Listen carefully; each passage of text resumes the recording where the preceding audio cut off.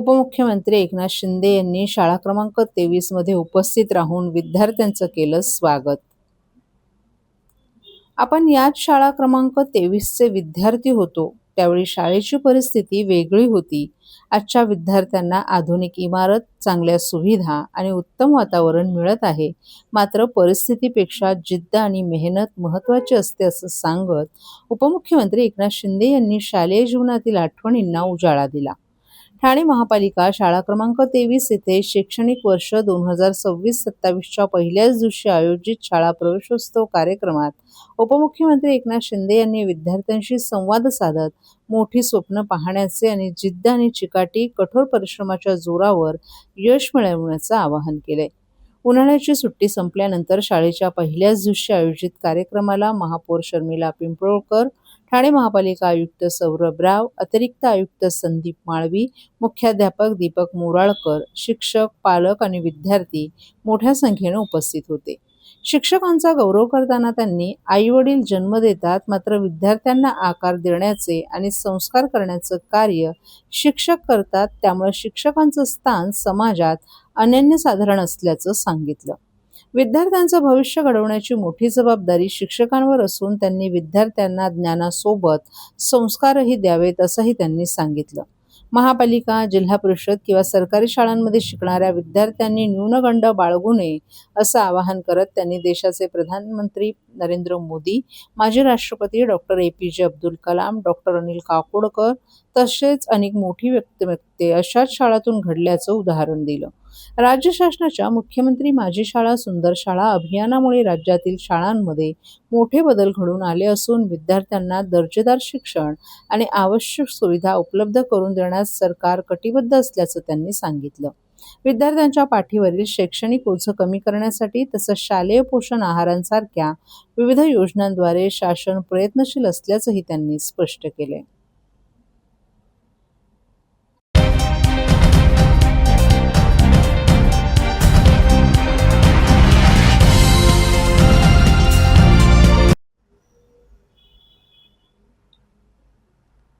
Hunter बर्गमनच ठरली टोळीचा target, 70 गुन्ह्यांचा सराईत बाईक चोर पुन्हा जेरबंद. ठाण्यात सातत्यानं वाढणाऱ्या दुचाकी चोरीच्या घटनांचा अखेर पोलिसांनी पर्दाफाश केलाय. कासरडोली पोलिसांनी 3 जणांच्या टोळीला अटक केली असून ही टोळी विशेषतः महागड्या दुचाकींना लक्ष्य करत होती. धक्कादायक बाब म्हणजे या टोळीतील मुख्य आरोपीवर यापूर्वी 70हून अधिक मोटरसायकल चोरीचे गुन्हे दाखल असल्याचंही समोर आलंय. ठाण्यातील हिरानंदानी इस्टेट परिसरात सातत्यानं दुचाकी चोरीच्या घटना घडत होत्या. विशेषतः रॉयल एनफिल्ड, हंटर आणि सुझुकी बर्गमन या दुचाकी टोळीच्या निशाण्यावर होत्या. यानंतर कासरडोली पोलिसांनी तपासाची चक्र फिरवत Hiranandani Estate, Ghodbunder Road, Mira Road, Dahisar, Kandivali, Andheri आणि सांताक्रूज परिसरातील तब्बल 120 CCTV फुटेजची तपासणी केली. तांत्रिक तपास आणि खबरांच्या माहितीच्या आधारे पोलिसांनी प्रथम सांताक्रूज येथून 21 वर्षीय सोहेल अब्दुल शेख याला ताब्यात घेतलं. त्याच्याकडून चोरीची दुचाकी जप्त करण्यात आली आणि चौकशीत 3 चोरीचे गुन्हे उघडकीस आले. तपासादरम्यान या टोळीचा सूत्रधार मिलिंद मनोहर सावंत असल्याचं निष्पन्न झालं. त्याला दहिसर परिसरातून अटक करण्यात आली. त्यानंतर चौकशीत भूषण दिगंबर पुरी उर्फ राम गोस्वामी याचाही सहभाग समोर आला. त्यालाही पोलिसांनी अटक केली. तिन्ही आरोपींनी मिळून कासरडोली पोलीस ठाण्याच्या हद्दीतून 9 मोटरसायकली चोरी केल्याची कबुली दिली आहे. टोळीची चोरी करण्याची पद्धत अत्यंत शक्कल लढवणारी होती. रोडच्या कडेला हँडल लॉक न करता उभ्या असलेल्या हंटर आणि बर्गमन दुचाकी आधी हेरल्या जात होत्या. त्यानंतर वाहन काही अंतरावर ढकलून नेऊन वायर कटरनं मेन स्विचची वायर कापली जायची आणि इलेक्ट्रिक फ्यूजच्या मदतीनं दुचाकी सुरू केली जात होती. चोरीनंतर या गाड्या काही दिवसात मोयरा रोड परिसरात लपवून ठेवण्यात येत होत्या आणि त्यानंतर बनावट कागदपत्रे आणि नंबर प्लेट तयार करून ऑनलाईन ॲपच्या माध्यमातून विकल्या जात होत्या. पोलिसांनी आरोपींकडून 8 चोरीच्या मोटरसायकली, 6 mobile phone, 1 tab, 14 SIM card, electric fuse आणि इतर साहित्य असा सुमारे 9 लाख रुपयांचा मुद्देमाल जप्त केलाय. या प्रकरणात आणखीन काही चोरीचे गुन्हे उघडकीस येण्याची शक्यता पोलिसांनी व्यक्त केली असून पुढील तपास सुरू आहे. तिथे ज्या गाड्या सेलला आहेत त्या गाड्यांचे नंबर प्लेट तो बघायचा आणि ह्या गाड्यांवरती नंबर प्लेट टाकायचा आणि ज्या प्लॅटफॉर्मवरती OLS सारखे अन्य अनेक प्लॅटफॉर्म आहेत, त्या अन्य प्लॅटफॉर्मवरती ह्या गाड्या विक्रीला ठेवायचे. मग ह्या गाड्या विक्रीला जायच्या. मध्यस्थ म्हणून तो जो दुसरा सोहेल शेख नावाचा आरोपी वापरला, त्याच्याकडे 3 गाड्या दिल्या होत्या. अशा एक चांगलं डिटेक्शन कासरवडोली पोलीस स्टेशनचे सिनियर इन्स्पेक्टर कोल्हटकर, त्यांची टीम API हांगे व सगळ्यांनी केलं आहे. त्यांचं CP साहेबांनी मनापासून त्यांचं अभिनंदन केलं आहे. आणि असेच गुन्हे आणखी निष्पन्न होतील हे आता तपासामध्ये पुढे येऊन जाईल. त्यांना जवळपास 5 ते 6 दिवसाची पोलीस कस्टडी मिळाली होती. आता पुढे आणखी तपास सुरू आहे. आतापर्यंत किती गाड्या त्यांनी विकलेल्या आहे आणि कोणाला विकलेल्या आहे? आतापर्यंत आम्ही 8 गाड्या ताब्यात मिळाल्या आहेत. त्याचबरोबर अशाच प्रकारची अनेक गँग परत आपल्या ठाण्यातलेच काही लोकांची निष्पन्न झाली, त्यांच्याकडून 2 गाड्या मिळाल्या आहेत. आणि यापूर्वी त्या आरोपीकडून युनिट 9 मुंबई क्राईम ब्रँच यांनी जवळपास 50 गाड्या त्या आपल्या जे आपण गँग निष्पन्न केली त्यांच्याकडनं पूर्वी रेकॉर्डवर घेतलेल्या आहेत. आता आपल्याकडे आजपर्यंत 8 गाड्या आहेत. आता आणखी पुढे तपास चालू आहेत, आणखी गाडी मिळण्याची शक्यता आहे. ऑनलाईन किती त्यांनी विकले त्याची कल्पना मिळाली का? ऑनलाईन किती त्यांनी विकले आतापर्यंत? आता तेच शोध चालू आहे, कारण का ऑनलाईन हे कॅशमध्ये पेमेंट घ्यायचे एक. दुसरी गोष्ट की ते काही अकाउंटमध्ये दुसऱ्याच्या अकाउंटमध्ये पैसे घ्यायचे. आता ते अकाउंट कुणाकुणाचे होते, काय होते, याचा तपास चालू आहे. आणखी काही याच्यामध्ये निष्पन्न होणार आहेत. आता काही ताडदेवमध्ये पण गाड्या असल्याचं आम्हाला कळत आहे. कितीला विकायचं गाडी?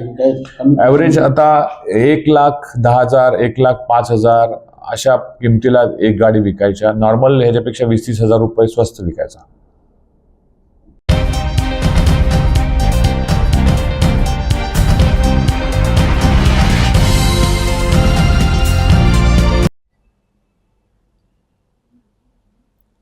ठाण्यात शिवसेनेच्या 60व्या वर्धापन दिनाची जोरदार तयारी. शिवसेनेचा 60वा वर्धापन दिन येत्या 19 जून रोजी सायंकाळी 5 वाजता गोरेगाव येथील नेस्को सेंटरमध्ये मोठ्या उत्साहात साजरा करण्यात येणार आहे. या पार्श्वभूमीवर ठाणे शहरात शिवसेना शिंदे गटाकडून मोठ्या प्रमाणात बॅनरबाजी करण्यात आली आहे. जनात शिवसेना, मनात शिवसेना अशा आशयाचे आकर्षक फलक आणि बॅनर शहरातील प्रमुख चौक, रस्ते आणि सार्वजनिक ठिकाणी झळकत असून ठाणेकरांचं लक्ष वेधून घेत आहेत. वर्धापन दिन सोहळ्यासाठी कार्यकर्त्यांमध्ये उत्साहाचं वातावरण असून मोठ्या संख्येनं शिवसैनिक उपस्थित राहणार असल्याचं सांगितलं जात आहे. शहरभर सुरू असलेल्या या बॅनरबाजीमुळे वर्धापन दिनाच्या कार्यक्रमाची आता चर्चा रंगू लागली आहे.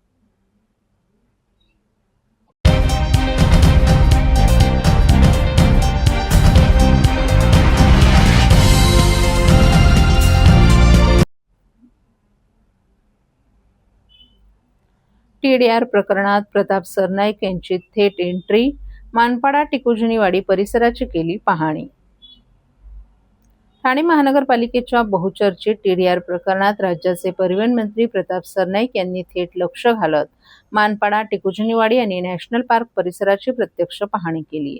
या दौऱ्यादरम्यान त्यांनी स्थानिक नागरिकांच्या तक्रारी जाणून घेत संबंधित अधिकाऱ्यांकडून माहितीही मागवली. गेल्या काही दिवसांपासून TDR मंजुरी प्रक्रिया, मानपाडा परिसरातील जमिनी तसंच नॅशनल पार्क लगतच्या भूखंडाबाबत विविध प्रश्न उपस्थित होत आहेत. विकास हक्क हस्तांतरण प्रक्रियेसंदर्भात अनेक शंका उपस्थित केल्या जात असून काही प्रकरणं न्यायालयीन स्तरावरही पोहोचली आहेत. पाहणीदरम्यान सरनाईक यांनी परिसराच्या विकासाबाबत महत्त्वपूर्ण सूचना केल्या.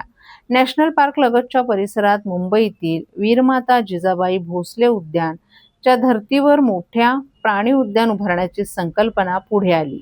यामुळे पर्यावरण संवर्धनासोबतच पर्यटनालाही चालना मिळू शकते असं मत व्यक्त करण्यात आलं. यावेळी स्थानिक नागरिकांनी TDR प्रक्रियेत कोणत्याही प्रकारचा गैरव्यवहार झाला असल्यास त्याची सखोल चौकशी करून दोषींवर कठोर कारवाई करण्याची मागणी केली. सरनाईक यांनी नागरिकांच्या भावना जाणून घेत संबंधित बाबींची माहिती प्रशासनाकडून घेण्याचं आश्वासन दिलं. दरम्यान या पाहणीनंतर TDR प्रकरणाला नवं राजकीय वळण मिळण्याची शक्यता व्यक्त केली जात असून ठाण्यात या विषयावर पुन्हा एकदा चर्चा रंगू लागली.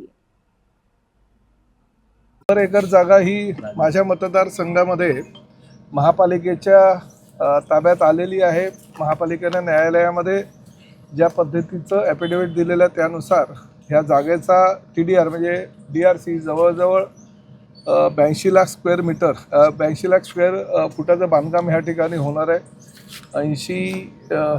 8 लाख स्क्वेअर मीटर चा हा एरिया आहे आणि डायाभाई अँड कंपनी नावाची जी कंपनी आहे त्या कंपनीला काहीतरी अधिकार यांनी दिलेले आहेत न्यायालयानं आणि त्यानुसार त्यांना ते DRC देण्याचा निर्णय महापालिकेनं घेतलेला आहे. परंतु ह्या भागाचा आमदार आणि त्याचबरोबर राज्याचा मंत्री म्हणून माझ्याकडे अनेक लोकांनी, पर्यावरणवादी संघटनांनी, त्याचबरोबर घोडबंदर रोड आणि शहरातल्या काही सामाजिक संघटनांनी अनेक निवेदनं दिलेली आहेत. त्यांच्या मतानुसार एवढा मोठा TDR जर ठाणे महापालिका क्षेत्रातील इमारतींवर लोड केला जाईल तर शहरातील ज्या पद्धतीनं पाणी पुरवठा योजना आहे किंवा रस्ते आहे किंवा अन्य ज्या डेव्हलपमेंट चालू आहे त्यावर फार मोठ्या प्रमाणात परिणाम होईल. कारण आत्ताच घोडबंदर रोडवासियांना आम्ही पाणी मोठ्या प्रमाणात देऊ शकत नाही, त्यांना टँकरचा पाणी पुरवठा करावा लागतो आणि अशा परिस्थितीमध्ये परत हा 80-82 लाख स्क्वेअर फुटाचा जर TDR दिला एखाद्या कंपनीला तर निश्चितपणे शहराच्या बाकीच्या नियोजनामध्ये फार मोठ्या प्रमाणात प्रभाव पडेल. मी ADTP ठाणे महानगरपालिका आणि अतिरिक्त आयुक्त यांना दोघांनाही सूचना केलेल्या आहेत की नवीन डेव्हलपमेंट प्लॅन जेव्हा पब्लिश होईल त्यानंतर त्यामध्ये काय काय आरक्षणं आहेत, कुठली आरक्षणं काढलेली आहेत, कुठल्या आरक्षणाचा त्यामध्ये समावेश केलेला आहे ह्याकडे बघून नंतरच ह्या बाबतीत DRC देण्याचा आपण निर्णय घेऊ. कारण